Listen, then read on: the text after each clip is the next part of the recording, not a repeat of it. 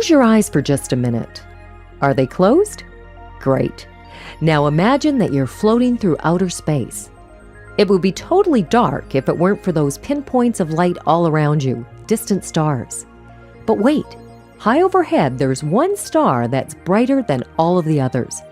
And surrounding this star, smaller globes, planets. This star, the sun, and those planets are your solar system, your place in space. Now, open your eyes. You don't need to imagine the solar system anymore. It's right there above your head. Turn it on, and the sun lights up and the planets move. Use your comet maker to project a comet swooshing around the sun.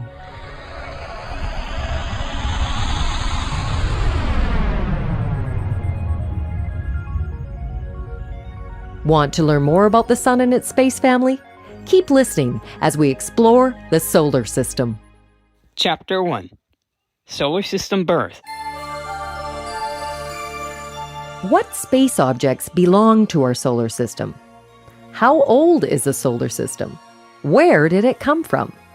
These are all really good questions. And some astronomers, the scientists who study space, spend a lot of time looking for answers. Here's what we know. The solar system includes the sun and everything that circles around it in paths called orbits. So that's a lot of stuff. The 9 planets and all of their moons. The millions of rocky bodies found in an area called the asteroid belt. And the countless icy snowballs or comets found far beyond the orbit of the farthest planet. Planets, moons, asteroids, comets, our solar system. But what keeps it all together in orbit around the sun? Why doesn't everything just float off in every direction?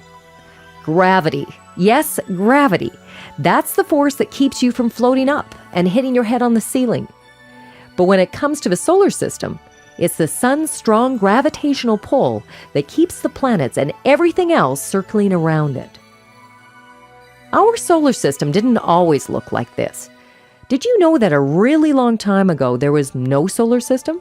No beautiful planets? No icy comets or rocky asteroids? Why, there wasn't even a sun. What was there? A huge, dark, spinning cloud of gas and dust. Scientists theorize that about 5 billion years ago, the cloud began to swirl around faster and gravity started pulling the gas and dust closer together. Everything began to flatten out, sort of like a disk of pizza dough, while the lump of matter at the center of the cloud got bigger and hotter. Finally, this lump got hot enough to start shining, and our sun was born. The planets, moons, asteroids, and comets formed from the leftover matter. It's not easy to measure the size of a solar system, but this will give you an idea of just how large it is. If Earth were the size of a grain of salt, the solar system would be as big as a sports stadium. Chapter 2. The Sun. The sun is the star of our solar system family. Like all stars, the sun is a huge ball of super hot gases. The reason our sun is so bright is simple. It's close to us. And this is good because without the sun's heat and light, it would be so dark and so cold on Earth that nothing could live and grow. No flowers or trees, no cats or dogs, and certainly no people. The sun shines because it's always changing one kind of gas, hydrogen, into another gas, helium, in a process called fusion. Deep at the center of the sun, the temperature is a sizzling 28 million degrees Fahrenheit.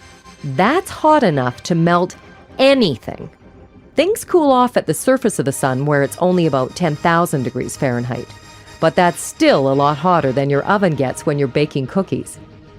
It's never safe to look at the sun in the sky, even if you're wearing sunglasses. The sun is so bright that just a quick peek can hurt your eyes. Astronomers have safe ways of studying the sun, and they've discovered some pretty amazing things. Like sunspots, dark patches on the surface of the sun large enough to swallow up the Earth. Prominences, huge loops of hot gas that shoot out from the sun and thousands of miles into space. And solar wind, Particles that travel from the sun to the earth and create the beautiful aurora borealis, or northern lights. The journey will continue upon our return.